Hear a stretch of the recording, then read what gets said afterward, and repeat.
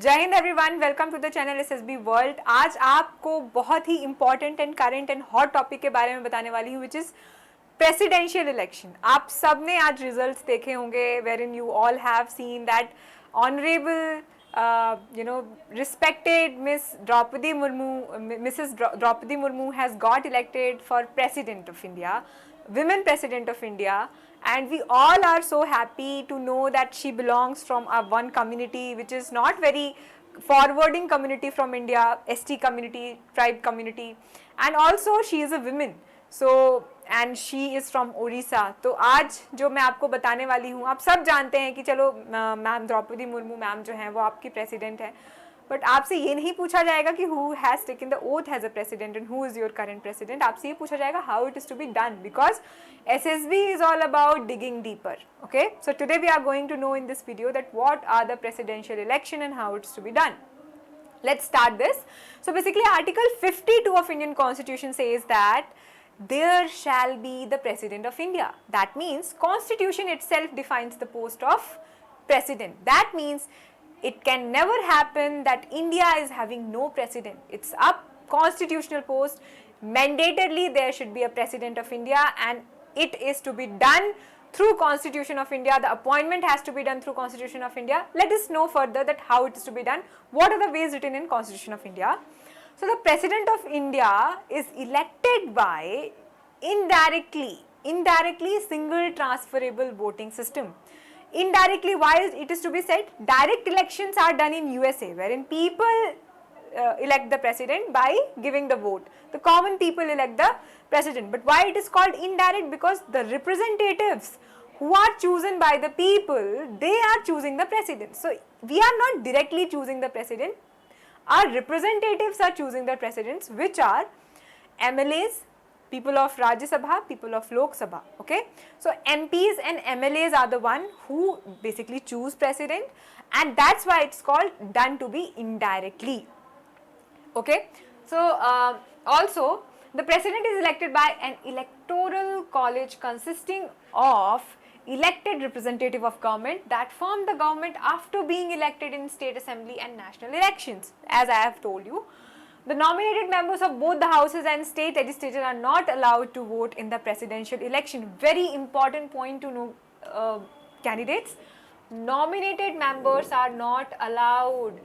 As you know that there are some nominated members in the both houses of parliament, but those people are eligible to take the participation in the parliament proceedings, attend the session of parliament, but they are not allowed to choose the president. So please, you have to note it down that nominated members are not allowed to choose the president or give the vote. Okay, hence the electoral college of the presidential election consists of Lok Sabha, Rajya Sabha, legislative assemblies of the state, SLA, legislative councils of states. No, it's not allowed, only legislative assemblies, क्योंकि आपको पता होगा that there are certain states who runs on bicameralism. Okay, and the union territories, legislative assemblies of the union territories of Delhi, JNK and Puducherry. Please याद रखना, how many UTs participate in presidential election? Not all UTs participate in presidential election. 3 UTs, which is Jammu Kashmir, Delhi and Puducherry. Okay, let's move forward.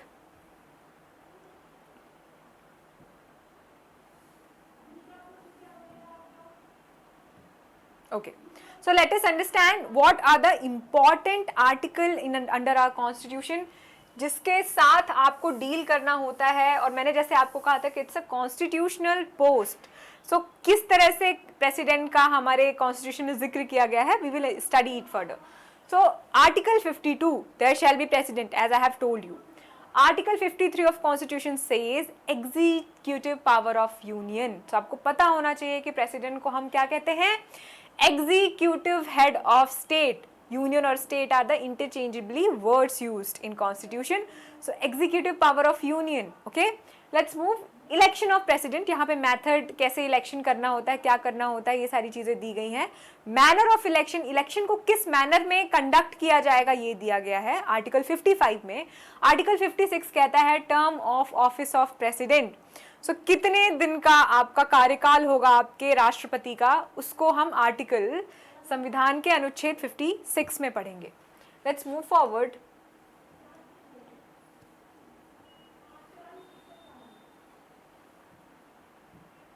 Article 58, qualifications for election as president. क्या qualification होना चाहिए अगर आपको president of India के लिए अपने आप को नॉमिनेशन देना है या उस रेस में कॉम्पीट करना है। Article 59 says about condition of president's office. Article 60 is about oath or affirmation by the president. Please, you must be knowing that who is the person who gives oath to the president, in whose presence president take the oath. So this is a homework for you. All of you, if you know it, please comment it on the comment section. आपके answers मेरे तक पहुंच जाएंगे। Article 61 says about procedure for impeachment of the president. There is impeachment which is to be done for the president, removal नहीं, impeachment, okay?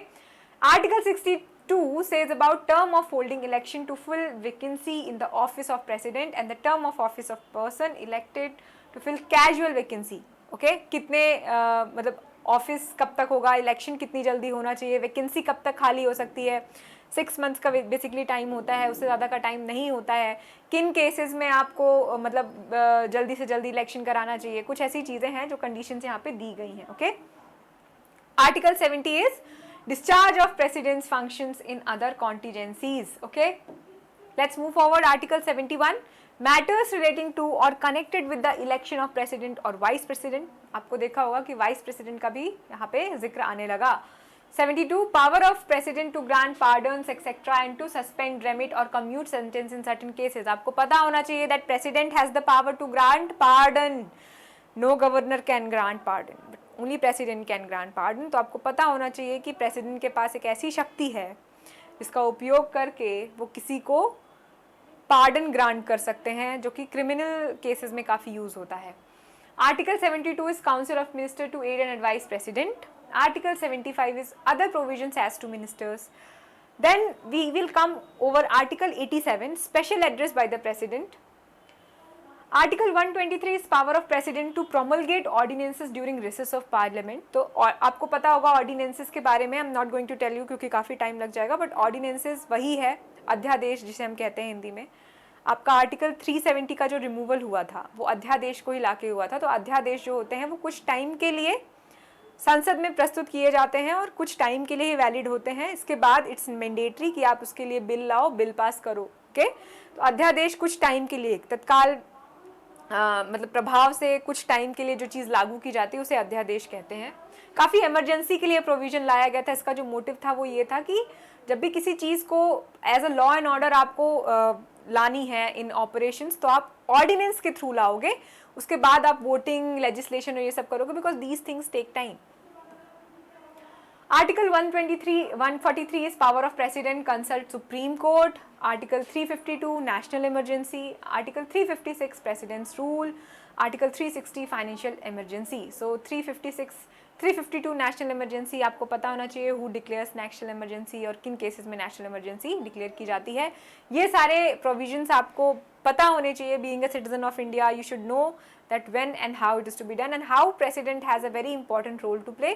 तो आपको ये जो भी articles मैंने बताए हैं आप समझ सकते होगे कि इसमें कहीं ना कहीं president का बहुत important role है। तभी आज के इस वीडियो में I'm going to tell you that how president is important. Let's move forward. Let's understand value of vote of MPs and MLAs in presidential election. So basically आपको ये पता होना चाहिए कि हर एक वोट की एक वैल्यू होती है, जैसा कि मैंने आपको कहा था, है ना, एंड सिंगल ट्रांसफरेबल वोट की बात भी की थी। सीक्रेट बैलेट होता है ना, तो सीक्रेट बैलेट के थ्रू आप इसको इस चीज़ पे पार्टिसिपेट कर सकते हो। It is a procedure. So value of vote आपको जैसे पता होगा कि प्रेसिडेंशियल इलेक्शन आते हैं तो कुछ जितने भी पार्टीज़ होती हैं, पॉलिटिकल पार्टीज़, वो अपने सबसे पॉपुलेटेड एरिया के जो लोग होते हैं, जो MLAs होते हैं, जो MPs होते हैं, उनसे ज़्यादातर पहचान अपनी पार्टी के लोग ही जिताना चाहती हैं। क्यों? क्योंकि इन सारी चीज़ों में it is very important, okay? तो हर एक जगह की एक वैल्यू है, हर एक वोट की एक वैल्यू है। आई थिंक जो MPs होते हैं, मेंबर ऑफ पार्लियामेंट, उनकी जो वोट वैल्यू होती है दैट इज़ 700, और जो MLAs होते हैं that depend from the state to state, वो उनकी पॉपुलेशन पे डिपेंड करता है। एंड पॉपुलेशन पे भी और बहुत सारी चीज़ें होती हैं, कितनी डेंसिटी है, ये सारी चीज़ें। तो let's understand how it is to be done. आज हम सिर्फ फॉर्मूले की बात कर रहे हैं यहाँ पे। तो value of vote of an MLA, member of legislative assembly जो कि स्टेट में होते हैं उसकी बात कर रहे हैं. Total population of state divided by total number of elected member in the SLA. Please understand, कितनी स्टेट की पॉपुलेशन थी और कितने मेंबर थे जो वहां से SLA में है, स्टेट लेजिस्लेटिव असेंबली में है, that is to be multiplied by 1/1000. Next is value of vote of an MP. So total value of votes of all MLAs of all state. यहाँ पे MLA आएगा, total vote value of all MLAs of all states divided by total number of elected members of parliament. तो आपको ये समझ में आना चाहिए कि वोट जो member of parliament होते हैं, जो सांसद होते हैं, उनकी वोट की ज़्यादा वैल्यू है MLAs से. ओके और to your knowledge I want to say that सबसे कम वोट वैल्यू वाला जो स्टेट है दैट इज सिक्किम. और उसका बहुत अच्छा एक ऑब्वियस सा रीज़न ये भी है कि सिक्किम की जो पॉपुलेशन है, डेंसिटी जो है, population density that is the least. And सबसे ज़्यादा कौन है आप पता कर सकते हो, उत्तर प्रदेश डेफिनेटली. तो वहाँ के जो MPs हैं, वहाँ के जो MLAs हैं, वो सबसे ज़्यादा वोट काउंट करते हैं, वोट वैल्यू होल्ड करते हैं. Let's move forward. Article 55 states the manner of the election of the president. It states that the president is elected indirectly by electoral college, जो कि मैंने आपको फर्स्ट ही बता दिया था. The election shall be done by secret ballot. तो देखो ऐसा होता है, सिंगल ट्रांसफरेबल वोट कैसा होता है कि आपको एक चिट में नाम लिखने होते हैं, 4 नाम लिखने होते हैं, ठीक है. पहला नाम सबसे ज़्यादा काउंट किया जाता है विथ वोट वैल्यू, और अगर उस नाम की जो वैल्यू है वो 50% से ज़्यादा कंट्रीब्यूट हो चुकी है तो हम सेकंड नेम को काउंट भी नहीं करेंगे and the first candidate will be declared as a winning candidate. तो इसे कहते हैं सिंगल ट्रांसफरेबल वोट. आप अपने चॉइस के नाम लिखते हो, कुछ लोग एक ही नाम लिखते हैं, कुछ लोग कई नाम भी लिख सकते हैं. तो like this it is to be done. The election shall be held in accordance with the system of proportional representation by means of the single transferable vote. तो proportional representation होता है, जैसा कि मैंने आपको इसीलिए वोट वैल्यू की बात की थी हमने. अब हम कुछ इंपॉर्टेंट पॉइंट डिस्कस करने वाले हैं, है ना. तो लेट्स अंडरस्टैंड दिस. प्रेसिडेंट और प्रेसिडेंशियल इलेक्शन के बारे में है ये. तो eligibility to hold the office of president of India क्या है, लेट्स नो इट. जैसे कि मैंने आपको बताया था कि आर्टिकल में एलिजिबिलिटी भी डिस्कस की गई है. तो let's discuss it further. That he should be the citizen of India, बहुत इंपॉर्टेंट है. The age should be minimum of 35 years, minimum of 35 years. आप राज्यसभा की भी एज जानिए, लोकसभा की भी एज आपको पता होना चाहिए कि क्या होती है उनको ज्वाइन करने की. He should qualify the condition to be elected as a member of Lok Sabha. Please understand this, ये बहुत ही इंपॉर्टेंट पॉइंट है that he should be qualify the condition to be elected as a member of Lok Sabha. Lok Sabha का member होना बहुत ज़रूरी है. Member होना मतलब क्वालिफाई होना चाहिए, ओके, कि आपको लोकसभा का मेंबर बनाया जा सके. You should not hold any office of profit under the central government, state government or any public authority. वो हर एक गवर्नमेंट सर्विसेज में अप्लाइड होता है. The term of office of President of India, once elected the President holds the office for the period of 5 years. 5 साल के लिए they are elected.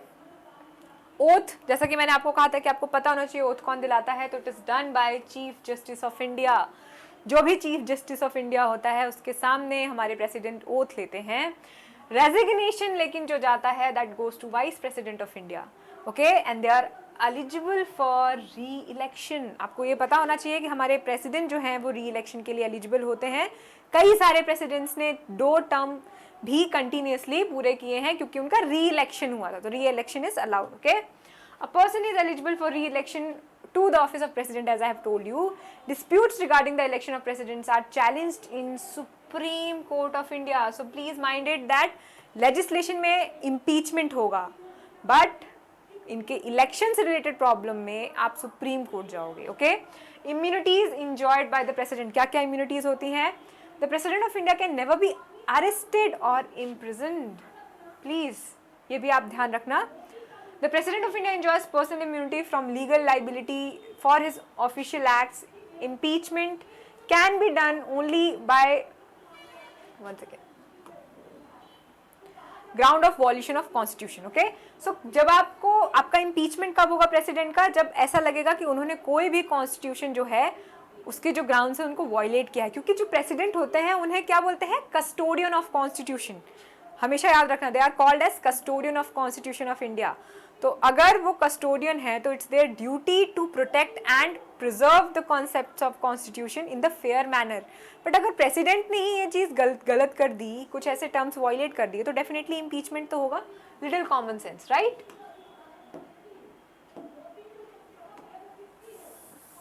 Okay, so ये जो थे ये हमारे इम्पॉर्टेंट टर्म्स थे रिगार्डिंग प्रेसिडेंट्स इलेक्शन.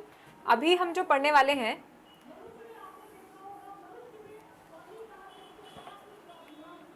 ओके, ठीक है. तो यहाँ तक हम अपने प्रेसिडेंट के बारे में जो पढ़ा, that is all about how election to be done, how it is to be done. Your homework is also to know who is what is the second lowest value of states, है ना. तो आपको सारे north east के states मिल जाएंगे, but I want to know it precisely from you. और आपको ये भी बताना है कमेंट सेक्शन में कमेंट करके कि जो श्रीमती द्रौपदी मुर्मू हैं वो कौन सी which you know number of president she is elected for India, कौन सा था ये, कि कौन सी नंबर की प्रेसिडेंट है. तो ये सारी चीज़ें you have to drop in a comment section.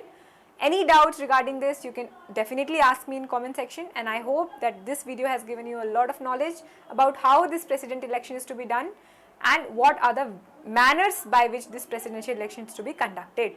Okay, so all of you, please share this video to the maximum people so that the people get informed that how it is to be done, why it is to be done, and where it is to be done. Everybody, till the time, Jai Hind.